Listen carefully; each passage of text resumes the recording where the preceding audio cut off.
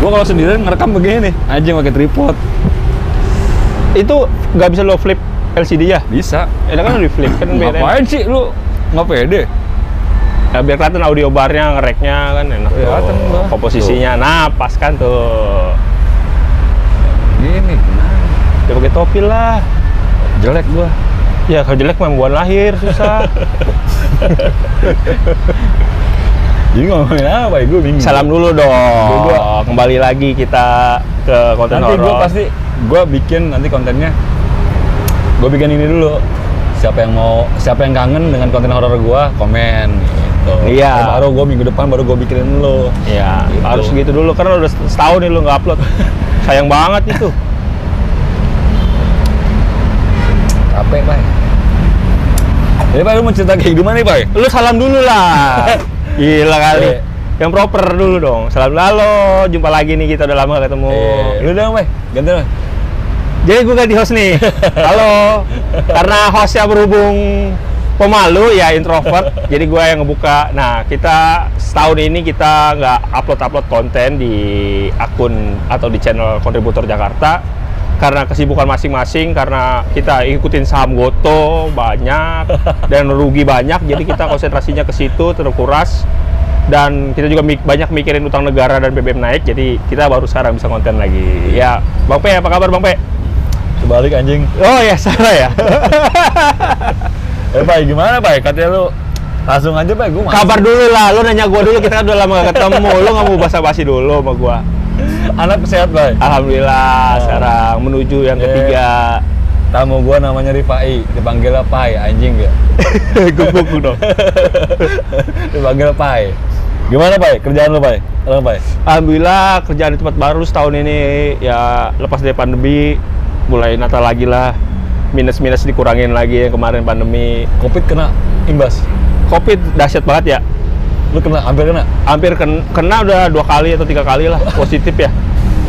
Terus kerjaan lu kena gak lu? Pekerjaan Banyak? jelas lah, karena Pengurangan karyawan di kantor gue sendiri hampir separohnya dikurangin.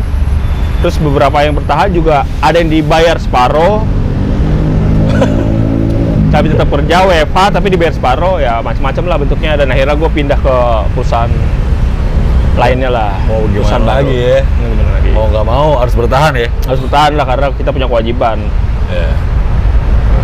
Kalau Bang Pe sendiri gimana nih pandemi? Gua ya biasa aja gua gitu. Dan gua pindah sekarang ke utara kan. Sekarang punya wilayah nih ya? Punya wilayah.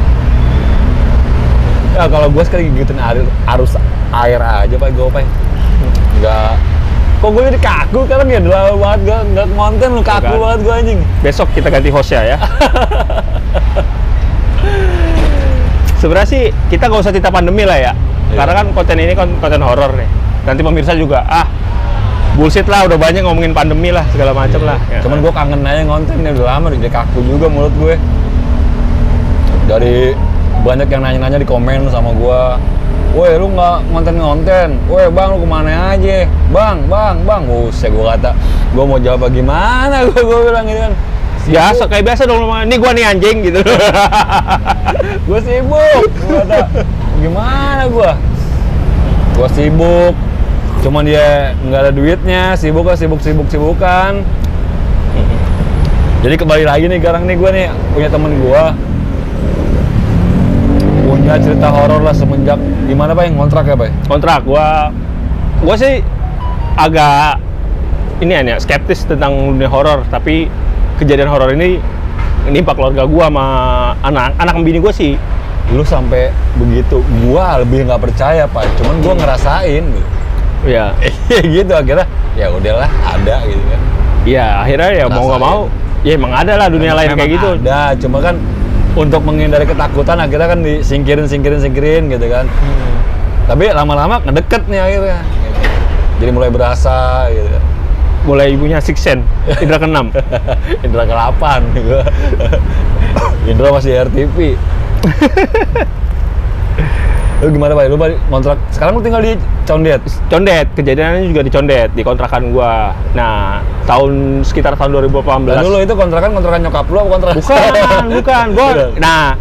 Gua pertama kan tinggal nih di rumah yang dikasih sama nyokap gua di daerah Condet. Ya, bukan lah, beda kecamatan nama Condet lah.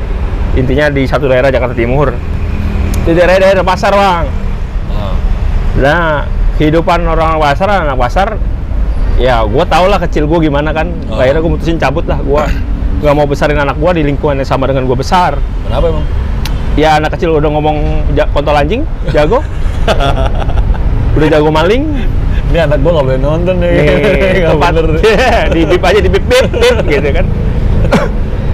Jadi tempat gue besar itu gue tahu gimana gue kecil tuh jago banget nyari duit dengan cara-cara yang tidak halal. Iya.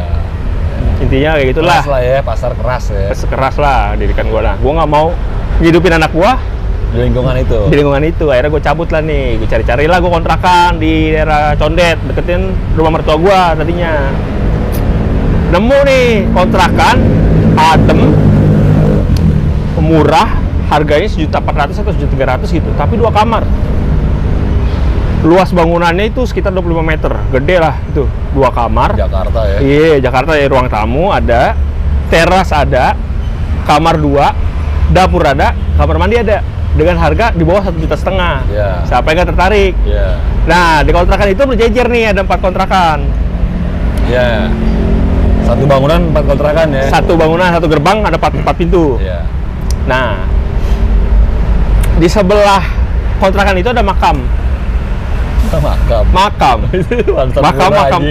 keluarga. Pantesan murah. Wakaf. Karena gue orangnya skeptis, gue nggak ngeliat itu sebagai suatu hal yang bakal mengganggu dong ya. Ini bukan halangan lah, ini mah murah nih, murah, enak, adem lagi.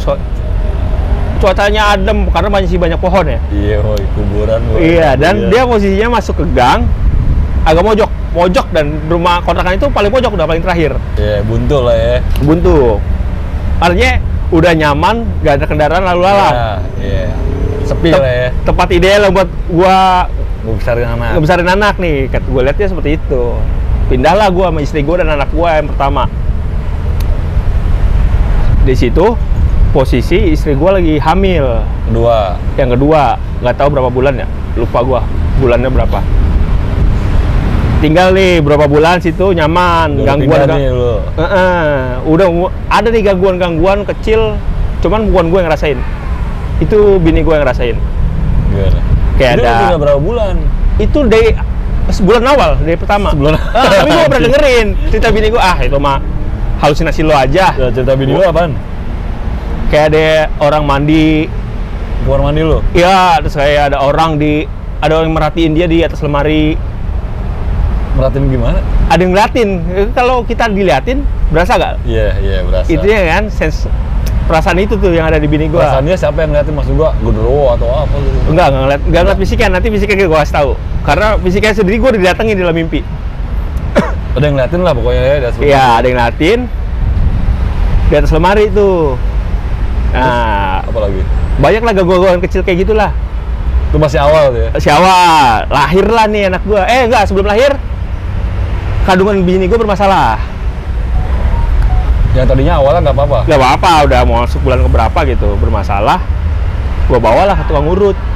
Tukang urutnya ini langganan emang. Menurut gue sih orang sakti lah ya, orang. Bukan orang pintar ya, orang sakti ya? Orang sakti menurut gue. Orang pintar bukan? Bukan, karena tuh karena nggak sekolah. Iya. Karena perut bini gue dipegang, bak normal lagi posisi bayi dalam perut. Tapi karena tadinya udah mau keluar. Ke medis gak abis itu? Abis itu pasti ke medis, karena gue orangnya medis banget. USG aman segala macam. Jadi emang ketubannya mau pecah, rembes akibat karena anak gue maksa mau keluar. Nah kalau ke atas si tukang urut, ini anak mau ditarik. Mau tarik sama siapa? Hah? Sama siapa? Terangin nggak? Ya pokoknya malu gaib lah. Intinya dijampe-jampe sama tukang urut ya.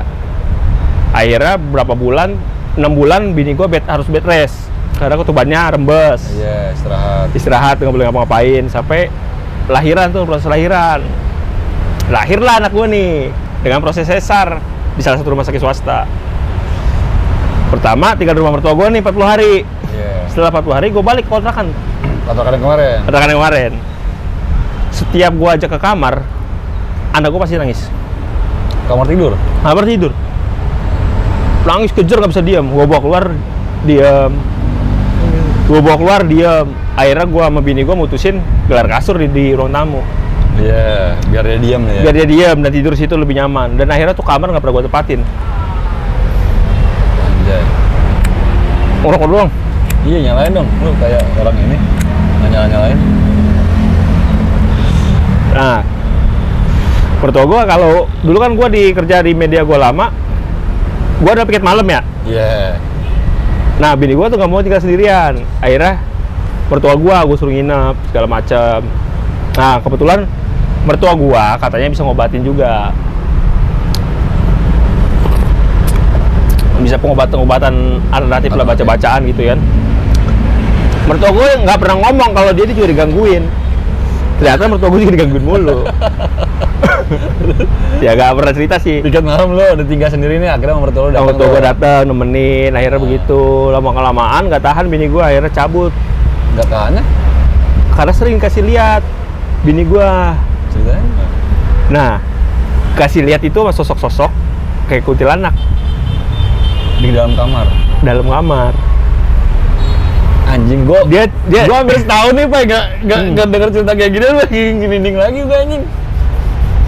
Kuntilanak, Pak. Kuntilanak. Serem, Pak, kuntilanak, Pak. Kalau dalam film-film serem, Pak. Serem, Bang. Dan itu kontrakan ajaib dah. Kuntilanak nih ya. Digangguin, dikasih lihatnya sekilas gitu. Selebet gitu. Selebet gitu lagi tiduran atau dilangkahin serep hilang. Nah, suatu malam gua ngimpi ada kuntilanak rambutnya keriting di atas lemari. Anjing. Itu dalam mimpi gue ya. Gue ributin kan. Wah, mau lu yang gangguin bini gue, gitu-gituin kan. Dibebesin Bang gua sampai apa sih kalau orang namanya? Rep-repan. Oh iya, dia rep. Akhirnya gue rep-repan tuh. Rep-repan mulu. Nah, gue cerita sama bini gue, wah semalam gue ngimpi setan, kata gue.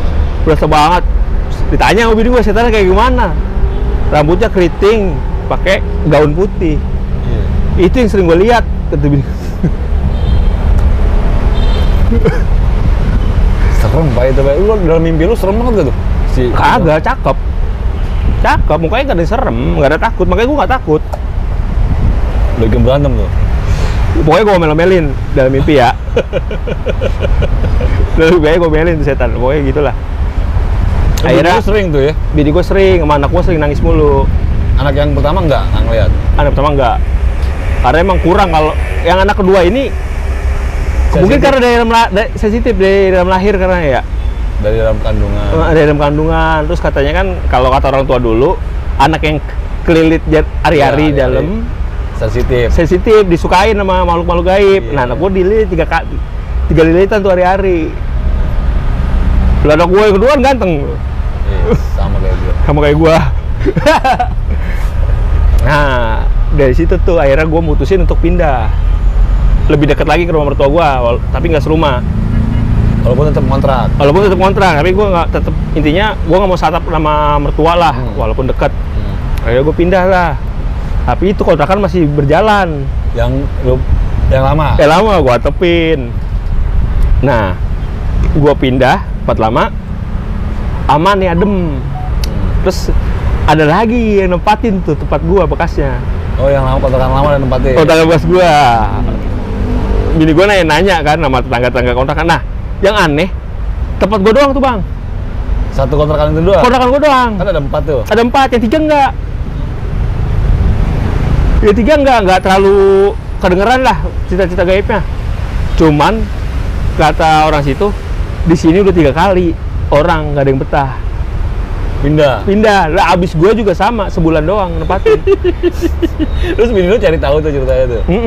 Terus ceritanya gimana? Punya anak kecil juga. Si kontrakan yang baru isi. Sebulan nggak kuat, pindah. Nanti lebih parah diganggunya, bener-bener ditampakin.